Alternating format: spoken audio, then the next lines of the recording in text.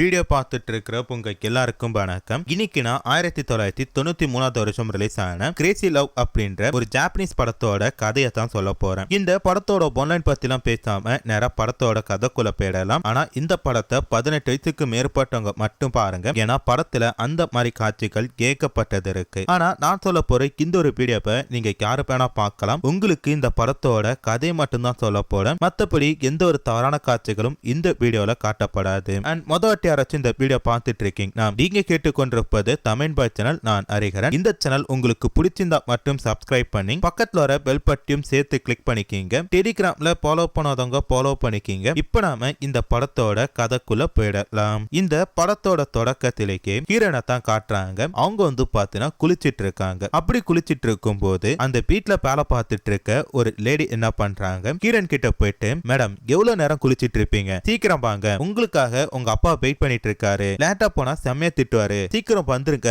அப்படின்ற மாதிரி சொல்றாங்க. ஆனா கிரண் அதை எதுவுமே காதல பார்க்காம அவங்க மட்டும் குளிச்சிட்டு இருக்காங்க. இப்ப அப்படியே கட் போனா கிரனோட அப்பாவை காட்டுறாங்க. அவர் பாத்தீங்கன்னா அவங்க பொண்ணு வெளியூர்ல போய் படிக்க போறா அப்படின்றதுக்காக ஒரு பூஜை பண்றதுக்காக ஒரு சாமியார கூட்டிட்டு வந்திருக்காரு. அந்த மொட்டை சாமி தனக்கு ஹெல்ப் பண்றதுக்காக ஒரு குட்டி சாமியையும் கூட்டிட்டு வந்திருக்காரு. இப்படி இவங்க பேசிட்டே அந்த வீட்டுக்குள்ள நடந்து போயிட்டு இருக்கப்ப கிரண் அம்மா பாத்தீங்கன்னா ஒரு விஷயத்த சொல்றாங்க. சமீப காலமாவே இவங்க பண்ற பிசினஸ் எல்லாமே லாஸ்ட்ல போயிட்டு இருக்கான். அதனால ஒரு சின்ன பூஜை போட்டா எல்லாம் சரியா போயிடும், அதுக்காகத்தான் உங்களை வர சொல்லிருக்கோம் அப்படின்ற மாதிரி சொல்றப்ப அதுக்கு அந்த சாமியார் என்ன சொல்றான்னா, கவலைப்படாதமா, ஒன்னும் பிரச்சனை கிடையாது, உங்ககிட்ட நிறைய பணம் இருக்கு, அந்த பணத்தை பார்த்து நிறைய பேர் பொறாமப்படுறாங்க, அதனால ஏற்பட்ட கந்திஷ்டி தான், நான் வந்துட்டேன்ல எல்லாம் சரியா போயிடும் அப்படின்ற மாதிரி இவன் பேசிட்டு இருக்கான். அப்போ பாத்தீங்கன்னா கிரண் அந்த இடத்துக்கு வராங்க. அவங்கள பார்த்ததும் அந்த சாமியாரும் குடும்பத்தாருமே ரொம்ப அதிர்ச்சிக்குள்ளாகிறாங்க. என்னன்னு சொல்லி பார்த்தா கிரண் கீழே மட்டும் தான் கவர் பண்ணிருக்காங்க, மேல ட்ரெஸ்ஸே போடாம நிக்கிறாங்க. இந்த விஷயத்தை பார்த்ததும் கிரண் அப்பா, ஏய் என்னடி பண்ணிட்டு இருக்க, போய் ட்ரெஸ் போட்டு வா அப்படின்ற மாதிரி சொல்றாரு.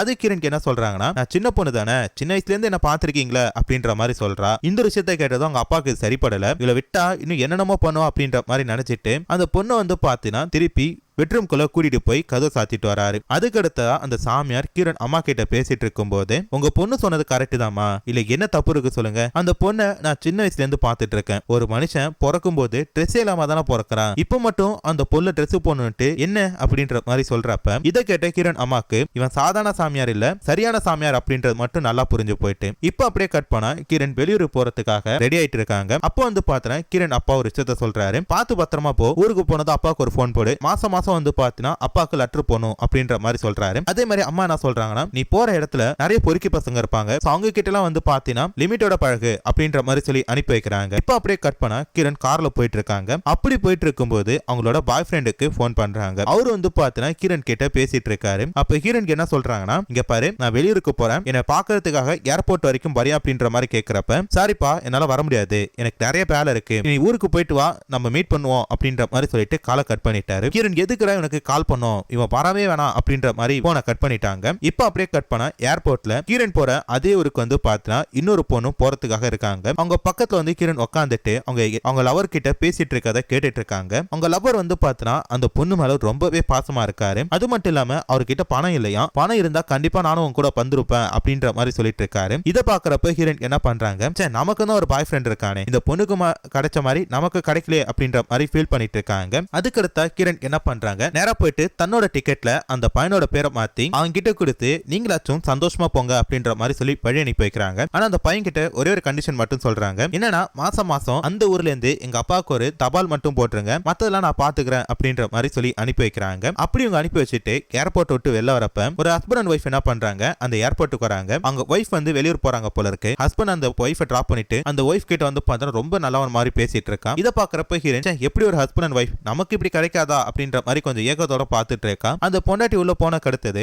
அந்த ஹஸ்பண்ட் காரன் என்ன பண்றான், கிரணை பார்த்துட்டு, டார்லிங் நீங்க ஃப்ரீயா இருக்கீங்களா, எங்க வீட்ல யாருமே கிடையாது, நம்ம ரெண்டு பேரும் போய் பேசிட்டு இருக்கலாமா அப்படின்ற மாதிரி சொல்லி கூப்பிடுறான். ஆனா கிரண் பாத்தீங்கன்னா அவங்க கிட்ட பேசவே மாட்டாங்க, அவனை அவாய்ட் பண்ற மாதிரி பாக்குறாங்க. பட் இருந்தாலும் அந்த ஆள் பாத்தீங்கன்னா கிரண் கிட்ட தொணத்தொணனே பேசிட்டு இருக்கான். அப்போ பாத்தீங்கன்னா ஏர்போர்ட் குள்ள இருந்து அந்த நபரோட பொண்டாட்டி வராங்க. அவங்கள பார்த்ததும் கிரண் என்ன பண்றாங்க, இவனுக்கு ஏதாச்சும் ஒரு பாடம் கத்து கொடுக்கணும் அப்படின்னு சொல்லிட்டு அவங்க கண்ணு முன்னாடிக்கே அந்த கார்ல ஏறி போறாங்க. இதை அந்த லேடி பார்த்துட்டு, நம்ம புருஷன் ஏதோ மறைக்கிறான் அப்படின்னு சொல்லிட்டு கார் பின்னாடியே வேகமா வந்துட்டு இருக்காங்க. இப்ப அப்படியே கட் பண்ணா அந்த நபரோட வீட்டை காட்டுறாங்க. அதுல வந்து பாத்தீங்கன்னா கிரண் கொஞ்சம் அரகுற ட்ரெஸ் போட்டு உட்கார்ந்து இருக்காங்க. இதை பார்த்ததும் அந்த ஆள் கிரண் கிட்ட பஞ்சு பேசிட்டு இருக்கான். அப்போ வந்து பாத்தீங்கன்னா கிரண் ஒரு விஷயத்த சொல்றாங்க. ஏர்போர்ட்ல நான் அவன் பொண்டாட்டியை பார்த்தேன், நான் கார்ல ஏறினதை அவன் நோட் பண்ணிட்டா, எனக்கு தெரிஞ்சு இம்மா நேரம் இங்க வந்துட்டு இருந்திருப்பா அப்படின்ற மாதிரி சொல்றப்ப, அடி பாவி இதை எப்படி சொல்ற அப்படின்னு சொல்லிட்டு அந்த ஆள் என்ன பண்றான், கிரணை போய் பதுக்கி வச்சுட்டு ஒன்னும் தெரியாத மாதிரி உட்கார போறான். அப்போ வந்து பாத்தீங்கன்னா கரெக்டா அவன் பொண்டாட்டி வந்து அவங்க கிட்ட சண்டை போட்டுட்டு இருக்காங்க. என்ன நினைச்சிட்டு இருக்க, நான் இல்லனதும் யாரையும் கூட்டிட்டு வந்து கடலை போட்டுட்டு இருக்கியா, என்ன தைரியம் உனக்கு அப்படின்னு சொல்லி கேக்குறப்ப, அம்மா என்னமா சொல்ற, ஓ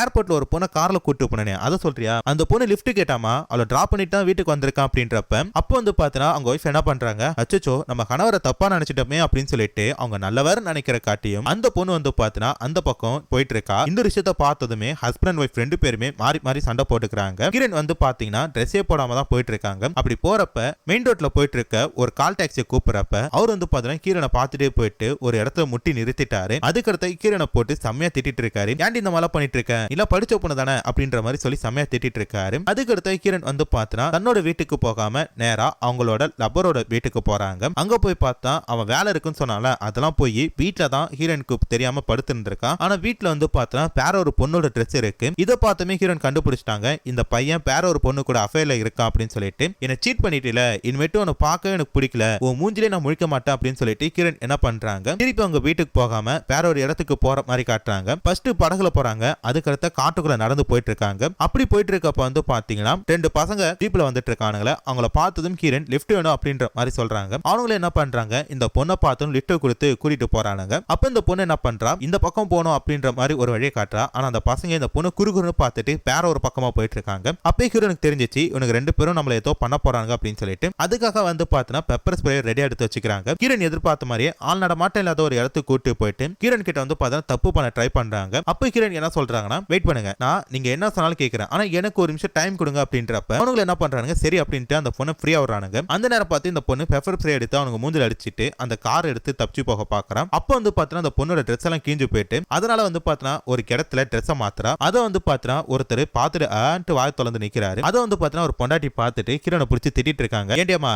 நீ படிச்ச பொண்ணு மாதிரி இருக்க, பப்ளிக்ல இப்படி ட்ரெஸ் மாத்திரே உனக்கு அருள் அப்படின்ற மாதிரி கேட்கிறப்ப, நான் அழகா இருக்கேன் அதான் எல்லாரும் பார்த்துட்டு இருக்கீங்க அப்படின்ட்டு இந்த பொண்ணு அந்த இடத்தை விட்டு போயிட்டா. இப்போ வந்து பாத்தீங்கன்னா அந்த பொண்ணு நேரா ஒரு போலீஸ் ஸ்டேஷன் மாதிரி இருக்கு, அந்த இடத்துல இந்த காரை விட்டுட்டு பஸ்ல ஒரு இடத்துக்கு போயிட்டு இருக்கா. அப்போ வந்து பாத்தீங்கன்னா இந்த காரோட சொந்தக்கார அந்த ரெண்டு பசங்களும் போயிட்டு அந்த காரை எடுக்கலாம்னு சொல்லி போறப்ப போலீஸ்காரங்க வந்து திருட்டு பசங்க அப்படின்ற மாதிரி சொல்றாங்க. இல்ல சார் இது எங்களோட கார் தான், ஒரு பொண்ணு வந்து பாத்தீங்கன்னா எங்களை ஏமாத்தி இந்த இடத்த காரை எடுத்துட்டு போயிட்டா அப்படின்ற மாதிரி சொல்றப்ப, உங்களை பார்த்தா நம்ப முடியாது, நீங்க என்ன பண்றீங்க, போலீஸ் ஸ்டேஷன் வரைக்கும் வாங்க அப்படின்னு சொல்லிட்டு அந்த ரெண்டு பசங்களையும் கூட்டிட்டு போறாங்க. இப்போ அப்படியே கட் பண்ணா கிரண் வந்து பாத்தீங்கன்னா ஒரு 5 ஸ்டார் ஹோட்டல்ல ரூம் எடுத்து தங்கியிருக்கா. அவ பால்கனில உட்காந்துட்டு எதையோ யோசிச்சுட்டு இருக்கா. அப்போ வந்து பாத்தீங்கன்னா பக்கத்து ரூமுக்குள்ள ஏதோ ஒரு சத்தம் கேக்குது. என்னன்னு சொல்லி எட்டி பாக்குறப்ப ஒரு ஹஸ்பண்ட் அண்ட் ஒய்ஃப் வந்து பாத்தீங்கன்னா கொஞ்சம் அப்படி இப்படி இருக்காங்க. இந்த விஷயத்தை பார்த்தோம் கிரண் என்ன பண்றா, தன்னோட ரூம்ல இருந்து பால்கனி வழியா போயிட்டு அவங்க பால்கனில உட்காந்து அவங்க என்ன பண்ணிட்டு இருக்காங்களோ அதை பார்த்துட்டு இருக்கா. இதை வந்து பாத்தீங்கன்னா அந்த பொண்ணு பார்த்துட்டு அம்மா நீ யார் அப்படின்னு சொல்லி கேட்கிறப்ப கிரண் வந்து பாத்தீங்கன்னா தன்னோட கதை எல்லாத்தையுமே சொல்றாங்க. இப்போ வந்து பாத்தீங்கன்னா இவங்க எல்லாரும் பீச்ல உட்காந்து பேசிட்டு இருக்காங்க. அப்ப அந்த ஆள் என்ன சொல்றானா, ஒரு அன்பான காதல் அப்படின்னா ஒருத்தவங்களுக்கு என்ன தேவையோ அது கிடைக்கிறதா. இப்ப இந்த பொண்ணு எனக்கு ரொம்ப பிடிக்கும், நான் வந்து அவகிட்ட அன்பா தான் இருக்கேன், அவளும் என்கிட்ட அன்பா இருக்கா, அதே நேரம் நாங்க ரெண்டு பேரும் உண்மையா இருக்கோம் அப்படின்ற எல்லாம் பேசிட்டு இருக்காரு. இதுங்க ரெண்டும் வந்து பாத்தீங்கன்னா நைட்டு ஃபுல்லா கடலை போட்டுட்டு மறுநாள் காலை கீரனை வந்து பாத்தீங்கன்னா தனித்தனியா அந்த கடற்கரையில விட்டுட்டு போயிட்டாங்க. கீரனுக்கு என்ன பண்றது தெரியல, சுத்தி முத்தி பாக்குறப்ப ஒரு அழகான பையனை பாக்குறாங்க. இவன் தான் நம்ம படத்தோட ஹீரோ. ஹீரோ பார்த்ததுமே ஹீரோனுக்கு பிடிச்சு போயிட்டு சரி அதனால அவன்கிட்ட போய் பேசலாம் அப்படின்ற மாதிரி போய் பேசுறாங்க. அவனும் வந்து பாத்தீங்கன்னா ஹீரோன் கிட்ட நல்லா பேசிட்டு இருக்கான். அதுக்கடுத்து வந்து பாத்தீங்கன்னா ரெண்டு பேரும் நெருங்கி பழக ஆரம்பிக்கிறாங்க. ஒருத்தருக்கு ஒருத்தர் வந்து பாத்தீங்கன்னா ரொம்ப பிடிச்சு போயிட்டு அதனால ரெண்டு பேருமே சம்பவம் பண்ற அளவுக்கு ஒன்னா போயிட்டாங்க. சுருக்கமா சொல்ல போனா ஹீரோ அண்ட் கிரண் ரெண்டு பேருமே வந்து பாத்தீங்கன்னா ஒரு புருஷன் பொண்டாட்டி மாதிரியே வாழ்ந்துட்டு இருக்காங்க. அப்படி ஒரு நாள் வந்து பாத்தீங்கன்னா கிரணை கூட்டு சூப்பர் மார்க்கெட் போறாங்க. அங்க வந்து பாத்தீங்கன்னா கிரண் முன்ன பின்ன தெரியாத ஒரு ஆளுக்காக ஒரு கண்ணாடி வாங்குறாங்க. அது மட்டும் இல்லாம அந்த ஆள் வந்து பாத்தீங்கன்னா ஒரு பாட்டி இருக்கு வரீங்களா அப்படின்ற மாதிரி கேட்கறான். ஹீரோனும் நான் பரேன் அப்படின்ற மாதிரி சொல்றாங்க. இது எதுவுமே ஹீரோக்கு பிடிக்கல. இருந்தாலும் கிரண் கிட்ட போய் இதை கேட்கறப்ப என்னப்பா ஒருத்தன் பாட்டிக்கு தானே கூப்பிடுறான் போயிட்டு வரோம் அப்படின்ற மாதிரி சொல்றாங்க. பட் ஹீரோக்கு பிடிக்கலனாலும் கிரண் கூட போறாரு. அப்படி போறப்ப வந்து பாத்தீங்கன்னா அந்த பாட்டில கிரண் அந்த நபர் கூட ஜாலியா ஆட்டம் போட்டுட்டு இருக்காங்க. இது வந்து பாத்தீங்கன்னா சுத்தமா ஹீரோக்கு பிடிக்கவே இல்லை. அவர் தனியா நின்னுட்டு இருக்காரு. அப்ப வந்து பாத்தீங்கன்னா இந்த காரை தொலைச்சானுங்களா ரெண்டு பசங்க, அவங்களும் அந்த பாட்டிக்கு வரானுங்க. அந்த பாட்டில கிரண் இன்னொரு நபர் கூட ஆட்டம் போட்டுட்டு இருக்கதும் கிரணை வந்து பாத்தீங்கன்னா ஒருத்தர் திட்டிட்டு இருக்கதையும் பார்த்துட்டு ஓஹோ இவங்க ரெண்டு பேர் லவ் பண்றாங்க போல இருக்கு, நம்மள ஜெயில உட்கார வச்சால இவளை ஏதாச்சும் ஒண்ணு பண்ணணும் அப்படின்னு சொல்லிட்டு கிரிமினலா ஒரு விஷயத்தை யோசிக்கிறாங்க. இப்ப அப்படியே கட் பண்ணா காரை தொலைச்ச அந்த ரெண்டு பேரும் ஹீரோ கிட்ட போயிட்டு கிரணை பத்தி கேக்குறாங்க. ஆமா அந்த பொண்ணை லவ் பண்றான் அப்படின்ற மாதிரி சொல்றப்ப அந்த பொண்ணை பத்தி உங்களுக்கு தெரியாதா, அந்த பொண்ணு ரொம்ப மோசமான பொண்ணு, ஒரு நாள் எங்க கிட்ட $30 வாங்கிக்கிட்டு எங்க கூட ஒன்னா இருக்குன்னு சொல்லி ஏமாத்திட்டு போயிட்டா அப்படின்ற மாதிரியும் கிரண் வந்து பார்த்தனா ஒரு விபச்சாரி மாதிரி இவனுங்க ட்ரீட் பண்றதா சொல்றானுங்க. இந்த விஷயத்தை கேட்டதும் ஹீரோக்கு வந்து பார்த்தா செம்ம கடுப்பா போயிட்டு ஒருவேளை கிரண் இதுக்காக தான் நம்ம கிட்ட பழகிட்டு இருக்கா போல இருக்குன்னு சொல்லிட்டு உடனே என்ன பண்றாரு, அந்த பொண்ணை வீட்டை விட்டு துரத்துறாரு. கிரண் என்னென்னமோ சொல்ல பாக்குறாங்க, என்னை பத்தி தப்பா சொல்றாங்கன்னு அப்படிலாம் கிடையாதுன்றப்ப ஆனா அதை வந்து பார்த்தா ஹீரோ காதல வாங்காம அந்த பொண்ணை வீட்டை விட்டு துரத்திட்டாரு. ஆனா கிரண் என்ன பண்றாங்க, நேரா போயிட்டு ஒரு 5 ஸ்டார் ஹோட்டல்ல ரூம் எடுத்து தங்குறாங்க. அங்க வந்து பாத்தீங்கன்னா ஒரு ஆள் கிரண் கிட்ட அப்ரோச் பண்ண ட்ரை பண்ணிட்டு இருக்கான். இவனுக்கு ஏதாச்சும் ஒரு சரியான பாடம் கத்து கொடுக்கணும்னு சொல்லிட்டு கிரண் வந்து பாத்தீங்கன்னா அந்த நபர் கூட நெருங்கி பழகுற மாதிரி பழகுறாங்க. சந்தர்ப்ப சாக்குல ஒரு வயசான பாட்டி அம்மாவை அவன் கூட கோர்த்து விட்டுட்டு இவங்க தங்கி இந்த ரூமோட பில்லையும் அவனை கட்ட சொல்லிட்டு இந்த இடத்தை விட்டு தப்பிச்சு போயிட்டாங்க. அப்படி இவங்க போயிட்டு இருக்கும் போது அந்த ரெசார்ட்ல பார்த்தாங்களா அந்த காதல் ஜோடி, அந்த ஜோடியில அந்த ஆம்பளைய பாக்குறாங்க. அவங்க கிட்ட வந்து பாத்தீங்கன்னா திருப்பி போய் புலம்பிட்டு இருக்காங்க, தனக்கு இந்த மாதிரிலாம் ஆயிடுச்சு அப்படின்னு சொல்லிட்டு. அப்போ வந்து பார்த்தா ஒரே ஒரு விஷயத்தான் சொல்றான், இம்மா நாள் என்ன சொல்லிட்டு இருந்த, எனக்கு மனசுக்கு பிடிச்சவன் கிடைக்கணும், அவன் கூட தான் நான் பாடணும்னு சொல்லிட்டு இருந்தேன். உன் மனசுக்கு பிடிச்சதே அந்த ஹீரோ தான், அவன் கிட்ட போய் திருப்பி பேசு, உன்கிட்ட அவன் பேச மாட்டான், பட் இருந்தாலும் நீ பேசு, கண்டிப்பா அவனை புரிஞ்சுப்பான் அப்படின்ற மாதிரி சொல்லி அனுப்ப ஹீரோன் என்ன பண்றாங்க, நிறைய ஹீரோட வீட்டுக்கு போறாங்க. அங்க போய் பார்த்தா வீட்டுல வேலை பார்த்துட்டு இருக்க ஒரு பையன் தான் இருக்கும். ஹீரோ சொல்லி கேட்கிறப்ப ஹீரோ என்ன சொல்லியிருப்பானா, ஹீரோன் கேட்டா நான் இல்லன்னு சொல்லிடு அப்படின்ற மாதிரி சொல்லியிருப்பான் போல இருக்கு. அதனால வந்து பார்த்தா ஹீரோன் வீட்டை விட்டு போலான்னு சொல்லி பாக்குறப்ப ஹீரோனை டிராயிங் பண்ணி அந்த வீட்டுல மாட்டி வச்சிருப்பான். எனக்கு பிடிக்கலனா எதுக்கு இந்த டிராயிங் மாட்டி வச்சிருக்கான், அவன் வீட்டுக்குள்ள தான் இருக்கான், நான் போய் பார்க்கணும் அப்படின்னு சொல்லிட்டு ஹீரோன் வீட்டுக்குள்ள வராங்க. அம்மா ஹீரோ வீட்டுக்குள்ள தான் இருக்காங்க. அதே மாதிரி ஹீரோன் போயிட்டு நடந்துக்கு எல்லாத்தையுமே சொல்றாங்க, இந்த மாதிரி அவனுக்கு என்ன பேனினே அபேஸ் பண்ண பார்த்தானுங்க, நான் அவங்க கிட்ட தப்பிச்சு வரவும் உங்ககிட்ட இந்த மாதிரி போட்டு விட்டானுங்க அப்படின்ற மாதிரி சொல்றப்ப ஹீரோவை வந்து பார்த்தா நடந்த எல்லாத்தையும் நம்பிட்டாரு. அது மட்டும் இல்லாம ஹீரோனை வந்து பார்த்தா திருப்பி ஏத்துக்கிட்டாரு. இப்படியே வந்து பார்த்தா இவங்க ஒரு சந்தோஷமான கப்பலா வாழ்ந்துட்டு இருக்க மாதிரி காட்டி இந்த படத்தோட கதையை முடிச்சிட்டாங்க. ஸோ கண்டிப்பா இந்த படத்தோட கதை உங்களுக்கு பிடிச்சிருக்கும்னு சொல்லி நினைக்கிறேன். அப்படி பிடிச்சிருந்தா மறக்காம இந்த வீடியோக்கு ஒரு லைக்கை மட்டும் கொடுத்துருங்க. ஸோ அடுத்து என்ன படம் வேணும் அப்படின்றதையும் மறக்காம கமெண்ட்ல சொல்லிடுங்க. அடுத்து ஒரு சூப்பரான வீடியோல பார்க்குறேன். அது வரைக்கும் டாடா பை பை.